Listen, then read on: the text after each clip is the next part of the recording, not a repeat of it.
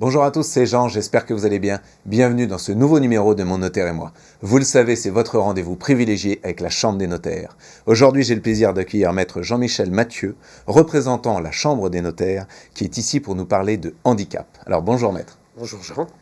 Alors on va principalement parler des parents qui ont un enfant en situation de handicap. Pourquoi viennent-ils vous voir ? Alors les parents nous interrogent souvent, ils sont perdus dans les règles juridiques, dans les règles fiscales.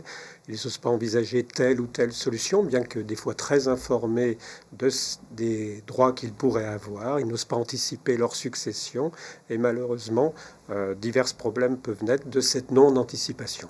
Alors justement, pour aider à résoudre ces problèmes, vous organisez une série de conférences sur cette thématique ? Alors, très exactement, 3 conférences, l'une à Lyon, l'une à Saint-Étienne et l'autre à Bourg-en-Bresse, au mois de décembre, pour mieux conseiller les parents en la matière. Donc, il ne faut pas hésiter à aller voir sur le site pour aller s'inscrire. Tout à Et fait. justement, on a réalisé un reportage qui présente ces 3 conférences. Début décembre, la Chambre interdépartementale des notaires de la Cour d'appel de Lyon organise des conférences sur le thème de la protection juridique des enfants en situation de handicap. Ces conférences, animées par des notaires de l'Ain, de la Loire et du Rhône, sont destinées aux familles concernées et proposées gratuitement. Tout parent d'enfant en situation de handicap peut légitimement se poser des questions autour de sa sécurité affective et financière si un jour ils ne sont plus là pour veiller sur lui. Comment faire pour qu'il ne manque de rien à l'avenir ? Comment garantir un équilibre avec ses frères et sœurs ? Des questions auxquelles le notaire est capable de répondre à travers un accompagnement personnalisé à chaque famille. Le but des conférences organisées dans chaque département est d'aller au plus près des familles pour les informer et les aider à prendre les bonnes décisions. Plusieurs points seront abordés comme la protection et l'avenir financier de l'enfant, la succession des parents ou encore la succession de l'enfant en situation de handicap. Les solutions particulières ne seront en revanche pas détaillées en conférence, les notaires souhaitant inciter les parents à consulter pour évoquer par la suite en rendez-vous leur cas particulier. Ces conférences entièrement gratuites sont proposées dans 3 villes. À Lyon le mercredi 4 décembre à 18h à l'hôtel de région, à Bourg-en-Bresse le 5 décembre à 18h au Technopole Alimentec et à Saint-Étienne le 5 décembre à 18h à l'amphithéâtre Crédit Agricole. Toutes les informations et les modalités d'inscription sont à retrouver sur le site de la Chambre interdépartementale des notaires de la Cour d'appel de Lyon. Alors on a vu dans ce reportage beaucoup de choses, mais notamment que c'est des situations qui concernent beaucoup de familles. Est-ce que vous avez des chiffres à nous donner ?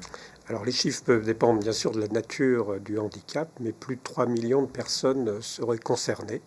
Les handicaps d'ailleurs est quelquefois évoluant dans le temps, et un enfant ayant moins de handicap peut en avoir beaucoup plus quand il approche le grand âge.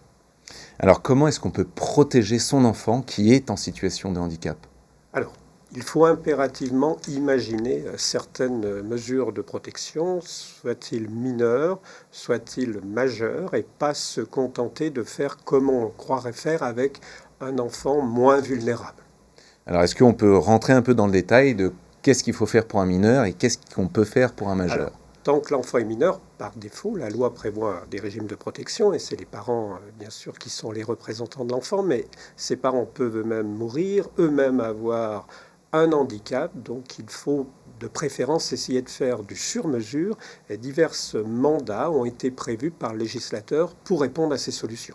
Alors il y a par exemple le mandat de protection future, le mandat effet posthume.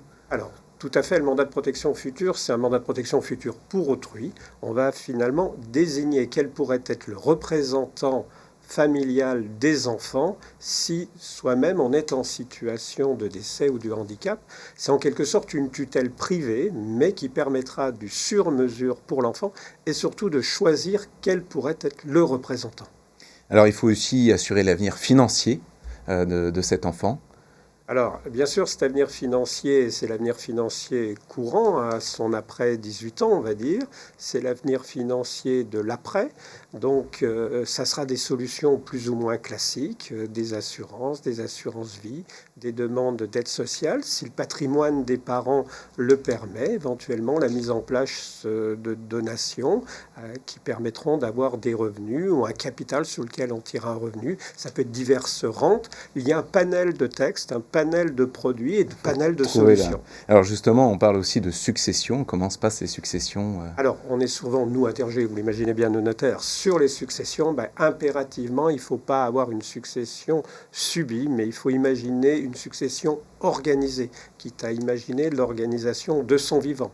Ne pas hésiter à associer la fratrie à la transmission, ne pas hésiter à transmettre peut-être que des biens en usufruit, ne pas hésiter peut-être à rompre l'égalité successorale, dans certains cas avantager plus ses enfants que l'autre, dans certains cas les désavantager, mais en tout cas ne pas laisser la succession légale s'organiser, puisqu'on ne pourra pas faire du sur-mesure. Donc l'idée, c'est vraiment d'anticiper.